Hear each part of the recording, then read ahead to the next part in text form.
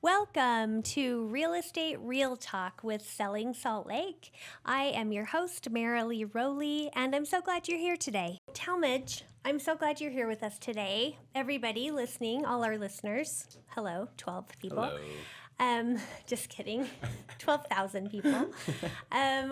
We have Talmadge Rawlings here today from Edge Homes, and he is not only a great agent, but he's a great representative of the company he works for, and he is a great resource for the agents at Selling Salt Lake. He comes in and gives us updates all the time and lets us know what is going on. So we are excited to get to know you better today, Talmadge. Thank you for being here. Yeah. Oh, yes, of course. So let's start with the basics. Okay. How long have you been an agent, and why did you decide to go that route for your life?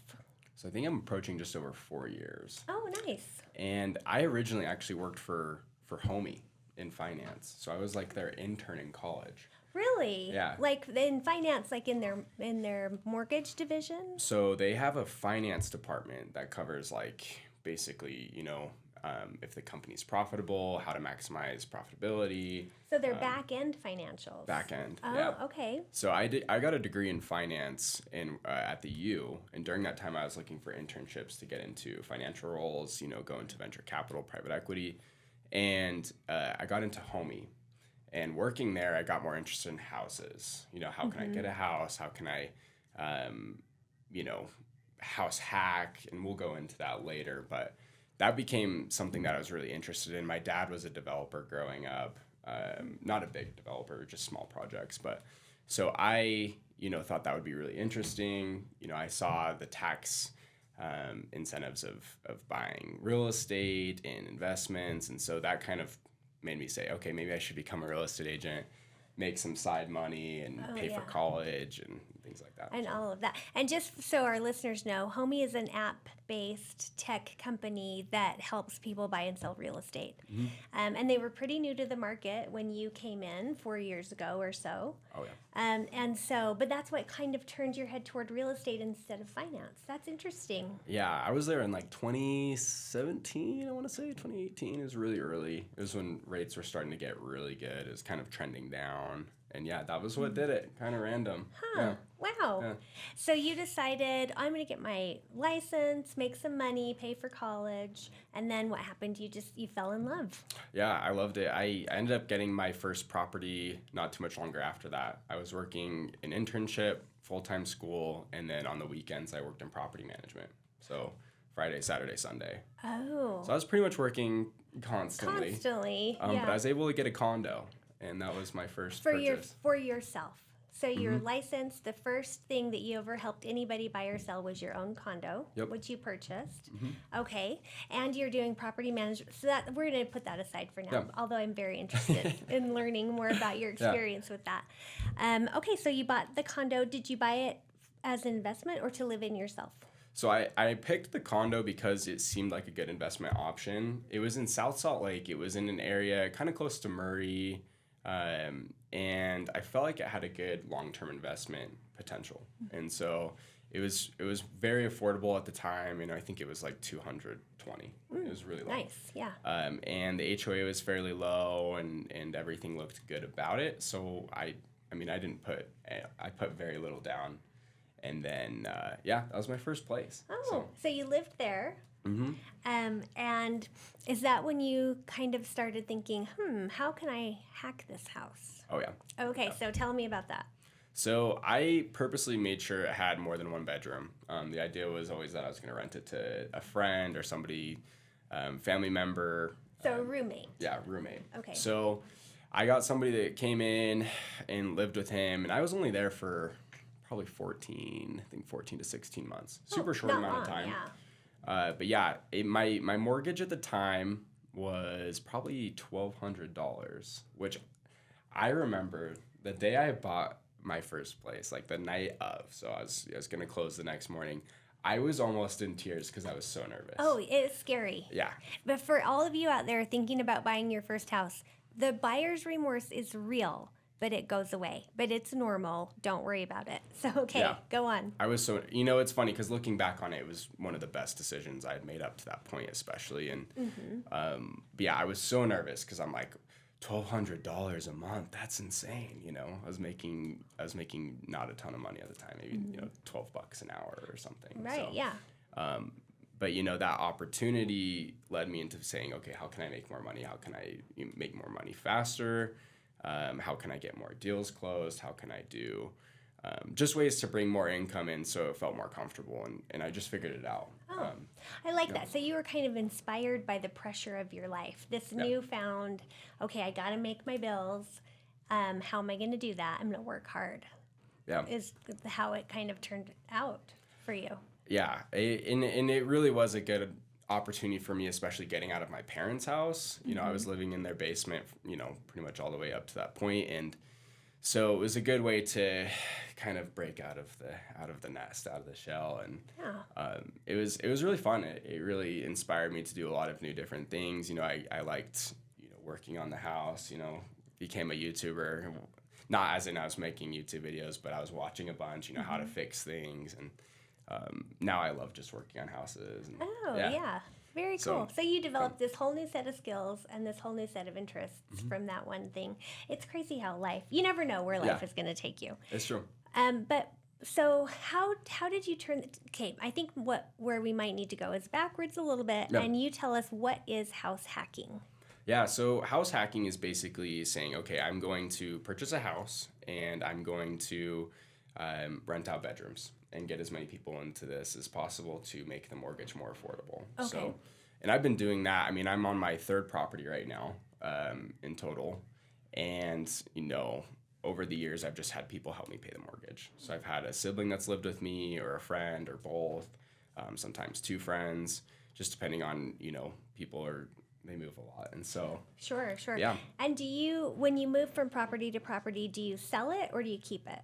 So my first condo, I actually sold it because I didn't love the way that the HOA was being managed. I was actually running it by the time I had sold it because it was an older property. It wasn't that old, maybe 20, 30 years, but the HOA, they were starting to have money issues. The roof needed to get done, things like that. And people were not willing to let me increase the HOA in order to cover costs. Oh. Reinvestment fees were super low. So when people bought a place there, it was $250, which isn't enough to keep up with the expenses. Yeah. Yeah. So I actually did sell that one, but the other ones I've kept since then. So I kept the single family, and then then my current single family. So I have two single families right now. Which is amazing. I mean, you just started this lifetime event not that long ago. Yeah. So good for you. Yeah. That's it's been incredible. awesome. Okay, so how would you educate or help somebody else if they wanted to get into house hacking? What would you say is their first step? Yeah, I mean, definitely look into loan programs that are suitable to get your monthly payment low, especially with, first-time home buyer options. I obviously can only say so much as a real estate agent and not a lender, but I think FHA loans are really attractive right now. There's a Utah housing program that can help you with the down payment, which is really awesome. I actually do like new construction for this, not to bounce around too much because I know we're going to talk about new construction as well, but if you do the Utah housing program, you can go new construction, get your, a part of your down payment covered as well as incentives. So, and we'll break into that more later, but so that would be the starting place. Let's look at different loan options. Let's talk to a lender, and then also talk to a real estate agent, somebody who's done it before, somebody who has experience and knowledge in that area is super important because I think a lot of people maybe buy properties that are too expensive, or maybe in areas that people, it's harder to get family and friends that want to live there, or yeah, so many different things. Like you really do need to assemble your team of experts to help you decide.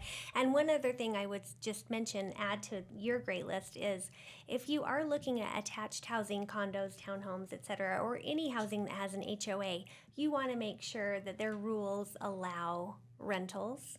Usually most places allow roommates. Some places are really strict about things like that. So you do want to make sure they allow roommates, but also when you eventually decide to move out, you need to know whether or not you're going to be able to rent that whole property out and keep it and as part of your rental portfolio. So yeah, a lot of things to think about, but I think your main point there is really important.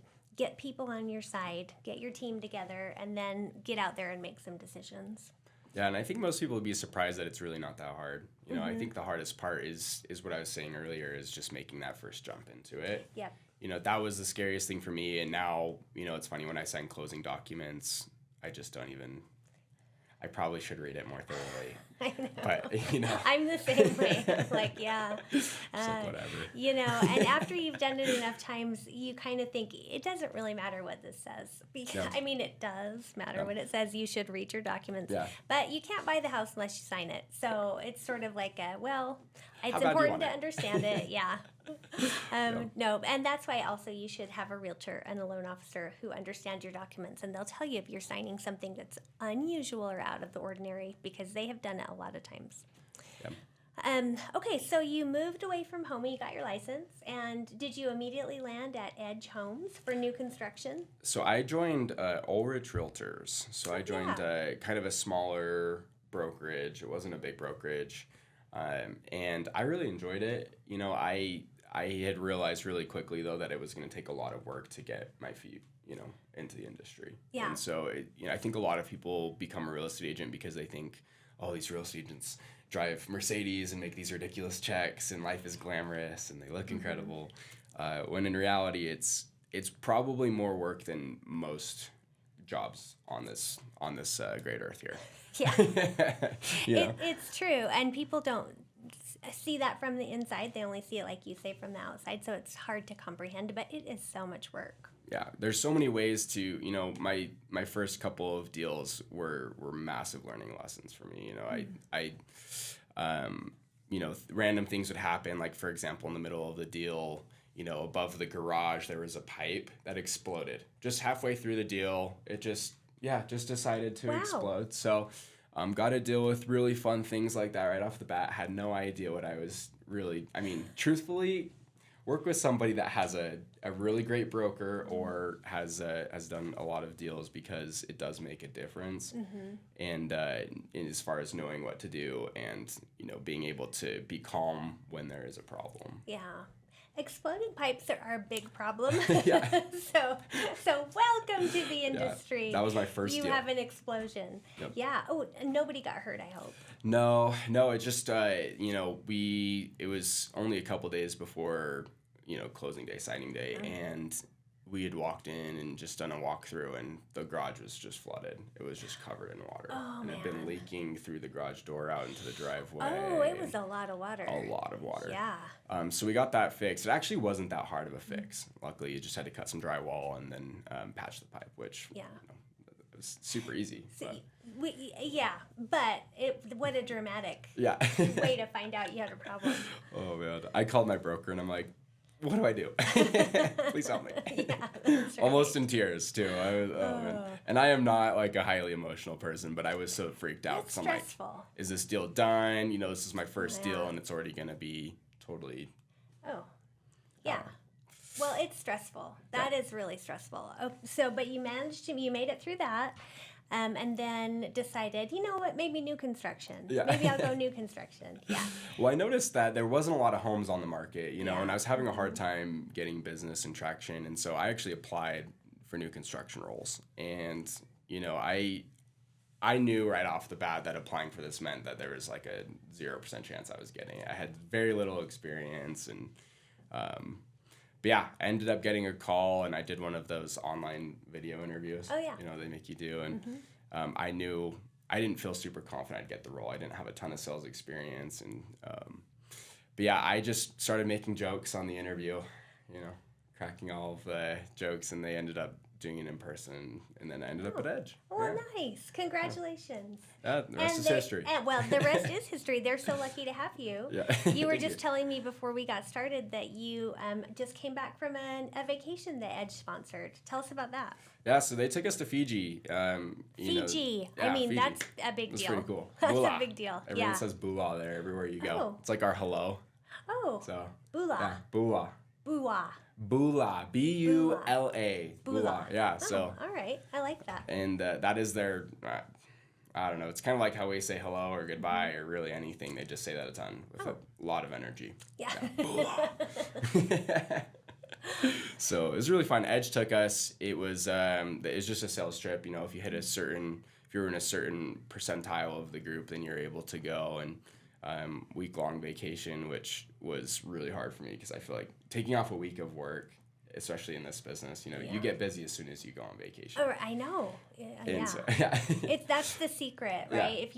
If you need business, go on vacation. Yeah. That's when people want to buy a house that week. Yep, and they need you today, Yeah. you know, in 1 hour. 18 hours ahead in Fiji too, so I went back in time to get home. Oh so. yeah, that's so wild. Yeah, it was crazy. Awesome place though, absolutely beautiful. Highly recommend. I was actually just telling one of your agents that she needs to go. So Oh yeah, it's so cool. I believe it. I would love to go, but I am a little nervous about the flight. Like 18 hours is a long time to be on a flight. Yeah, so they break it up. So there's a couple of flights, but the clock is 18 hours ahead. So, but yeah, I mean, I hate flying. I am not a good flyer. I'm making myself sound like I cry a lot. This is free time Yeah. so far. I didn't cry on this one, but airplanes freak me out. Oh, like yeah. I just don't like to feel out of control. You know, I don't know, but it was fine. It was Yeah. great. Slept most of the time. So Oh, good. It wasn't. So too it wasn't bad, really. Nah. All right. Well, that's good. So Edge is lucky to have you. You're one of their top 10 agents for this trip. You were able to go. I mean, that's incredible. Super lucky. Yeah. So, and I've helped people buy Edge single family, townhomes, and condos, all of their inventory. And they do a great job. But what do you like about Edge? Why did you choose them? So, I mean, I love the idea that somebody can come to us and they say, I want this, this, and this, and we can make it happen. Because they do good customization. Yeah, we're not fully custom. We're still a production builder, but we can get, I mean, if you want a third car garage, if you want, you know, you have the ability to actually meet with an architect at Edge, and you can do some different things with that. You still have to work within the, 40 plus floor plans that we have. So you'll go and you'll pick a couple, and we can say, okay, this is how it'll look on the lot. This is what your neighbors' houses will be, and kind of give you an idea there. But I love that. I love the ability that somebody can come in and choose what they want. I think the floor plans are awesome. There's a ton of different options. Our condo floor plan, especially for house hacking, is a great first start. Yeah, I agree. I think it's one of the best floor plans you can get. I mean, 1,200 and plus some change square feet, 3 bedrooms, 2 full bathrooms, 1 car garage. Yeah. They're great. You know it pretty well. Yeah, I do. There you go. We should just be talking to her about new construction. She does it a lot better. No, but Great at it. Totally. And for house hacking, I think it's so good. Plus, Edge's HOAs allow rentals for the most part. Yep. And what are your incentives right now? So right now we're doing a 3% seller concession and then a 5.99 interest rate. Oh, nice. So you can actually, and that's on a specific group. We'll do kind of groups. There's some that are only you get the 3% seller concession, and then some where you just get just regular concessions. But I think a lot of people, like, there's options for every scenario. So you have the ability to do that. It's only on quick move-ins. We're really pushing quick move-ins right now. People, I feel like now the market's kind of shifted where people don't want to wait for a build. They just want to walk in, I want that, and close. Yeah. And so we've kind of tailored our business. Only about 20% of the people I work with now do builds. Oh, really? Wow, Yeah. that is interesting. It's completely different. When I first started, everybody wanted to build a house. Nobody wanted, few people wanted a quick move-ins just for timing sakes, and they're willing to be a little more flexible, and maybe they don't get the white cabinets, but they do black or gray. And so, yeah, it's now gone to how fast can I get this house? Interesting. Is that true even for your single family product? Single family, we're speccing a ton of options. And so, yeah, I would say with like the higher end single family, people want to customize a lot in a lot of cases. But yeah, I would say, like, for example, the 20% is probably mostly the higher end. Yeah, okay. So about 6 to 8 people are going to be doing higher end single family. And the higher end to me is anything above, like 600,000, 700,000. So yeah, for new construction. So yeah, it's kind of changed on how people want to buy nowadays, it seems like. And part of that's also just back in 2020, if we had 10 homes for sale, they'd be gone in Yeah. 10 minutes. Yeah. So, For sure. And then people kind of got spooked, I think, when during new construction during the pandemic, when prices went up so much during construction that sometimes people had to pay more than they were anticipating Yeah. to close on the house. So I do think people kind of got a little bit spooked by that. yeah, which is, I mean, that's another reason to have a really good real estate agent is can this builder raise their prices on you, right? Is there something in the contract that allows them, say lumber goes up $20,000, which happened a lot Yeah, in it did. 2019 to 2022. And a lot of people got their prices raised 50, 70 grand. Yeah. Whereas back in the day with Edge, I mean, I was moving people in that had 100,000 of, that of perceived equity that, they just buy. Appraisal would come in much lower than the actual value of the home. So, or it would come in at value with, I guess it'd come in above value. There we go. Yeah. We need to cut that one. Yeah, we got there. No, but it's true. That's one of my favorite things about pushing people toward new construction if they're doing a build.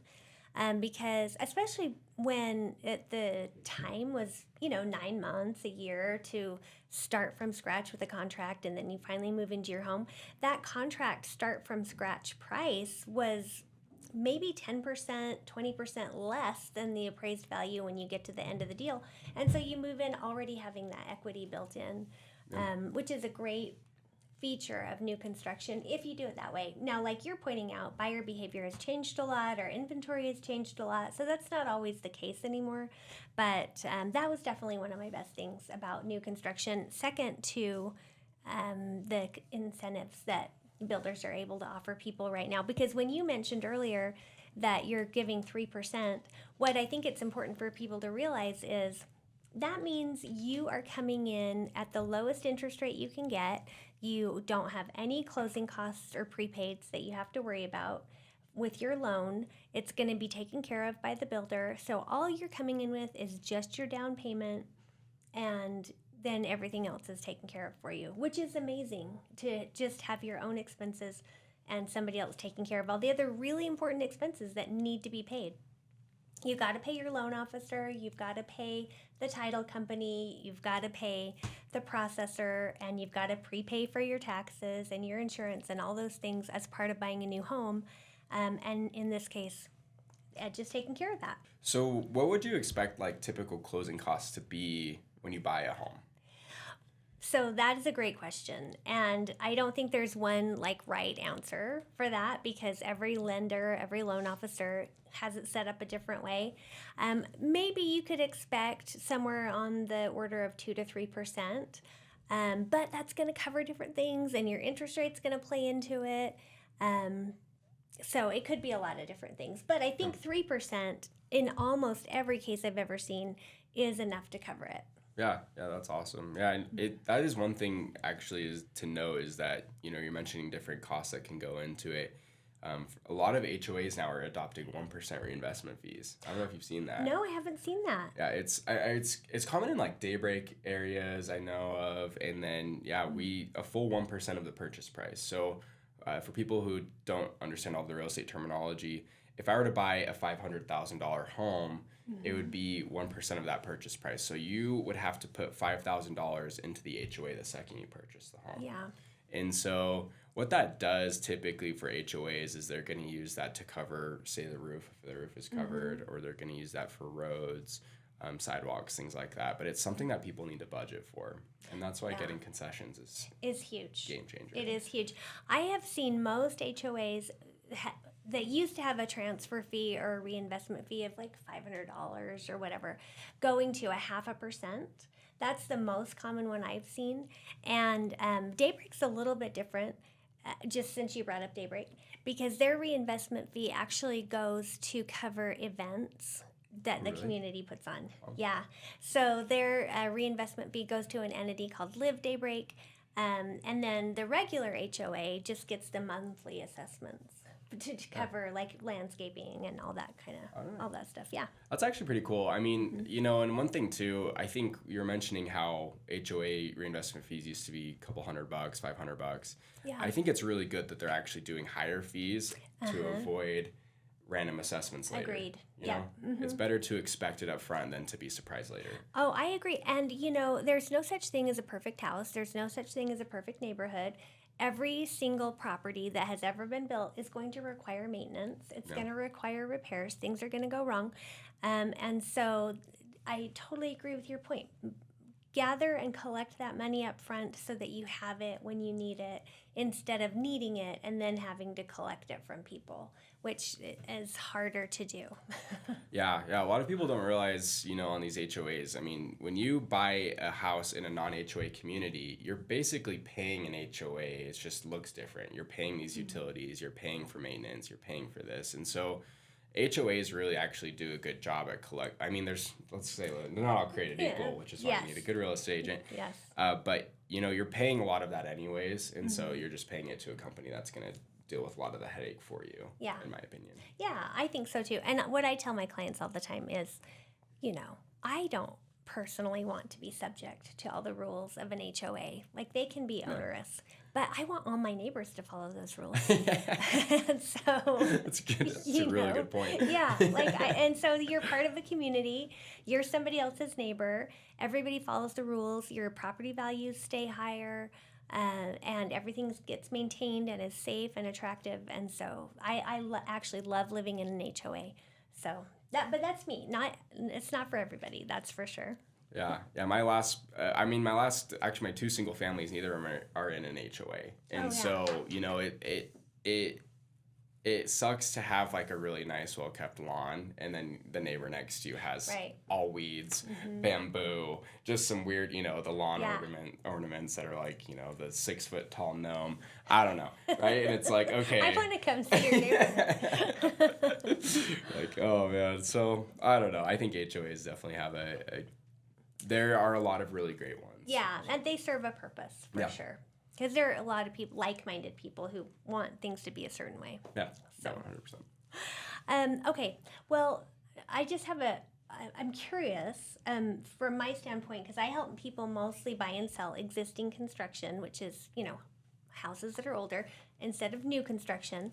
But I always try to advise people to look ahead at trends and not look backwards, like, oh, I left my pine cabinets, in 1983 or whatever. And so what's new and next in terms of new construction? What are the trends people are going for? Like design trends? Mm-hmm. Yeah.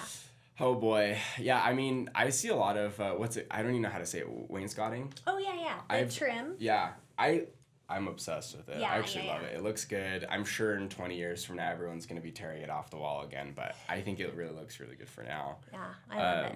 Yeah, and I think, I don't know, I like, it depends, because you get it, with new construction you get a variety of people. Some people like really, really modern, some people like really traditional. True, yeah. And there's not a lot, a lot of different options that you can always go with new construction, but at least at Edge you can go from a very traditional home to a very modern, and then, you can kind of design and tailor your home around that. So, I mean, one thing that I don't see anymore is hardwood flooring. Oh, yeah. Everybody does LVP, EVP, laminate. I will say one thing that I'm embarrassed to admit, and I hope no one at Edge is watching this, but we used to have laminate countertops. Oh, yeah. Oh, those are the worst. Yeah. Like that. You need to go hard surface countertops. Yeah, you can't do. I mean, laminate doesn't hold up. Mm-hmm. It just kind of like, you could have a beautiful home, but if you have laminate countertops, it's just a hunk of wood. I don't know if you guys are familiar with. Yeah.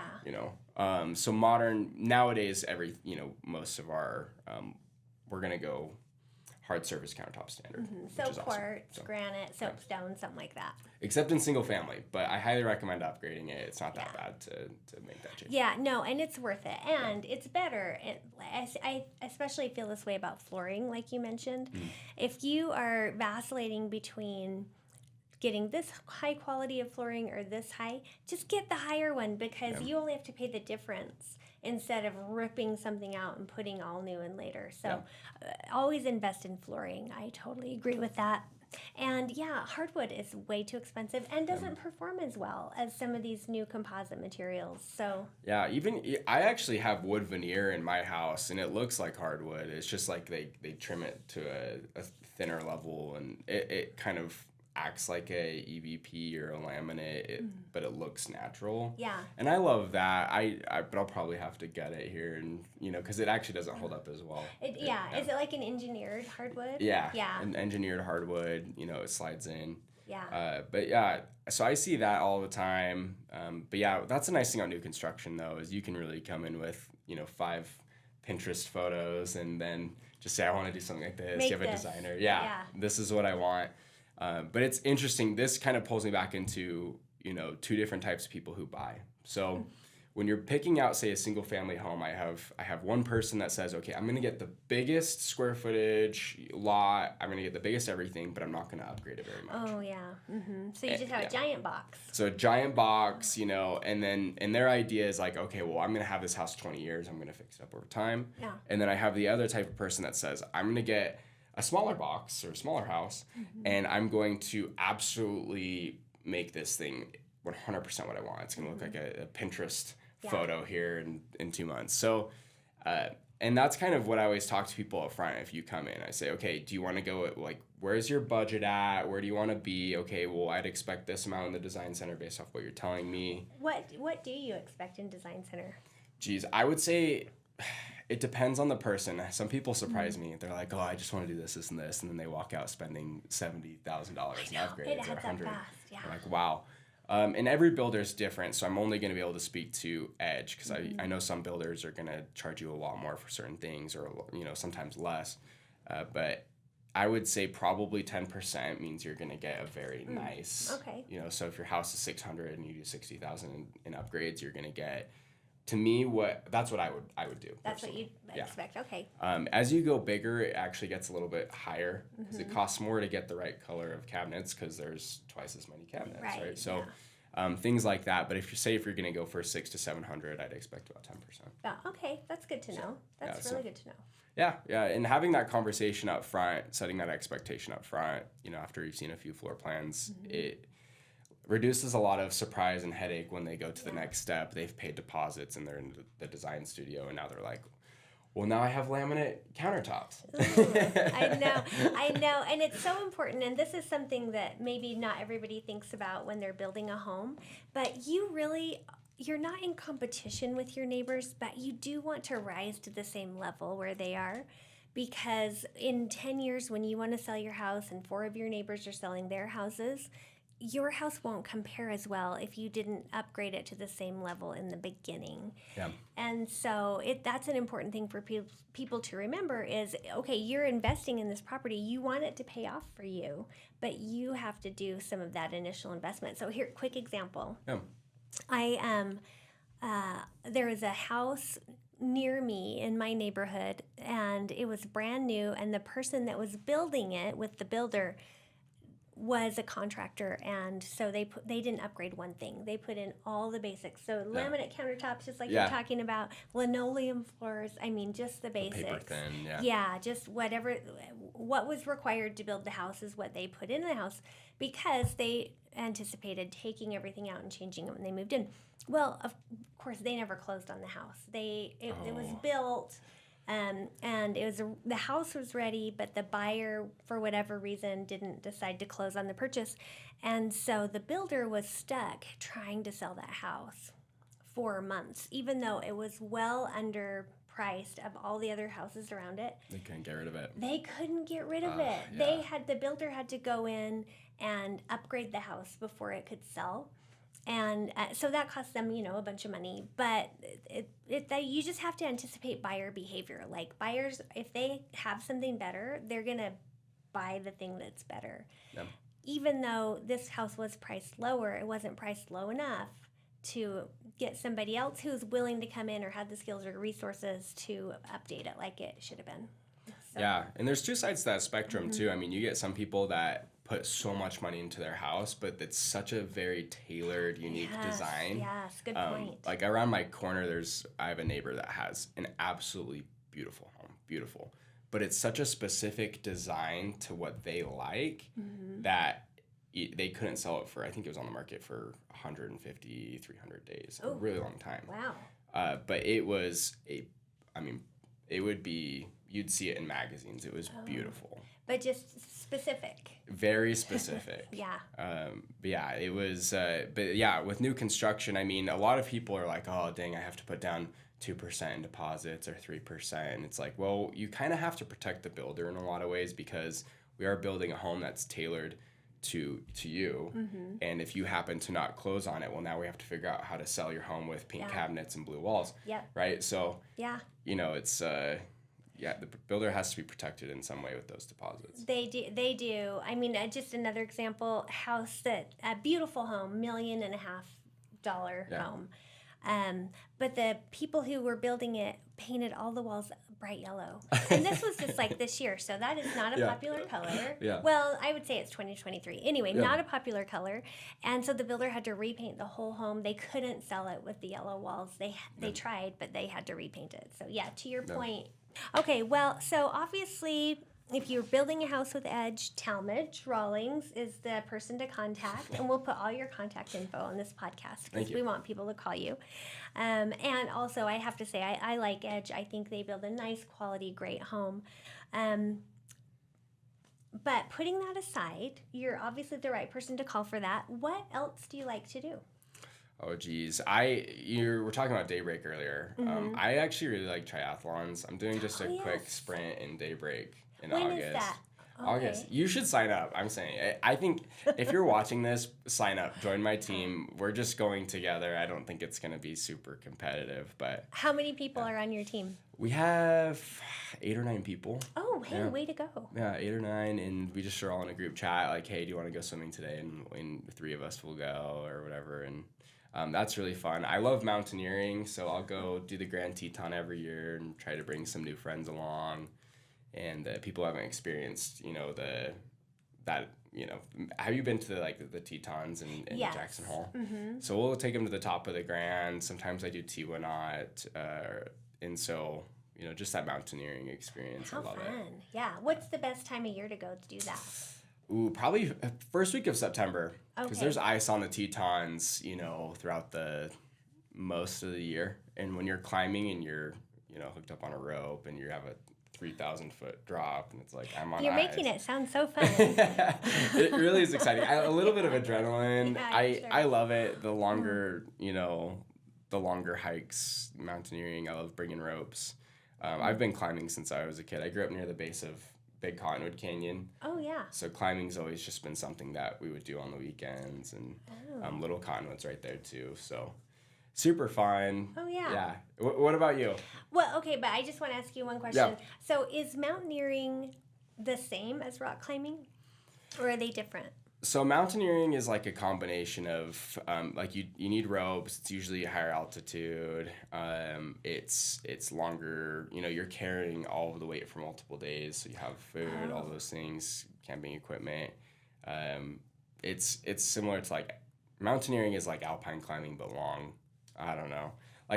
Mountaineering would be like if you're climbing Everest. That'd be like I see. Okay. And so it's a bit heavier packs. Yeah, kind of a random, I don't know. And maybe I have the distinction completely wrong, so I'm sure there's somebody that might watch it that's like, this is the exact textbook definition. But well, call us if you do. Let me know.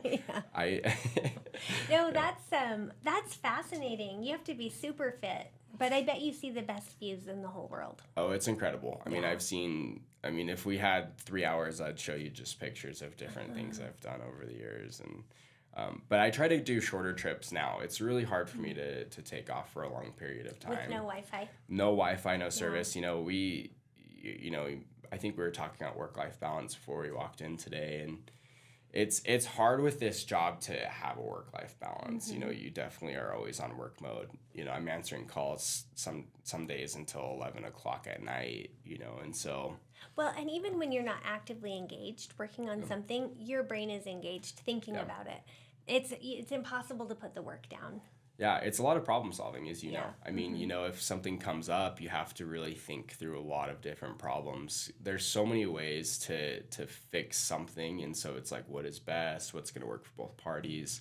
How do I make everybody happy in this situation? Which doesn't always happen, but it does.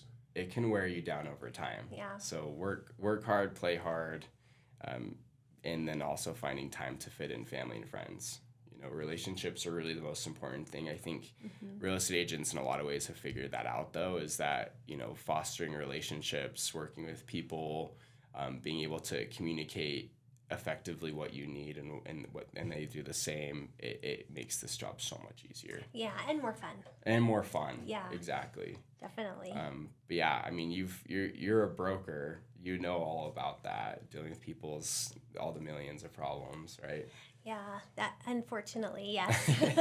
But like you said, I always think of the problems as, okay, that's my time to shine. Like anybody could do this job fine. I want to do it great. And so you really have to have a problem to show that you are excellent. Yeah. I think a lot of people don't realize how many problems can go on behind the scenes. Yeah. Little things happen that people don't see. They just show up to the closing table and it's like, well, you didn't see the random negotiation we had to do in the background to make sure that and so little things like that happen. From my end, it's like sometimes there's construction issues that I'll walk into a home and I'll be like, we need to fix that before we close. Like we're gonna make sure to do that, right? Seems not right. But yeah, overall, and a million things can happen. So, making sure the whole process is very smooth takes a lot of work and a lot of experience. Yeah. Well, and people would be in the right hands when they decide to go to Edge and work with Talmadge. He really is great at his job. We've been so lucky to be joined today by our friend Talmadge Rawlings from Edge Homes, learning about him and his business and getting great ideas about how to hack a house, how to buy a new house, what's important to think about. So thank you so much, Talmadge, for being here for that.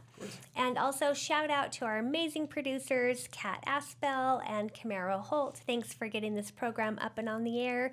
You guys are awesome. Thanks, guys. Thanks so much for joining us today. We are real estate professionals who are dedicated to bringing you home.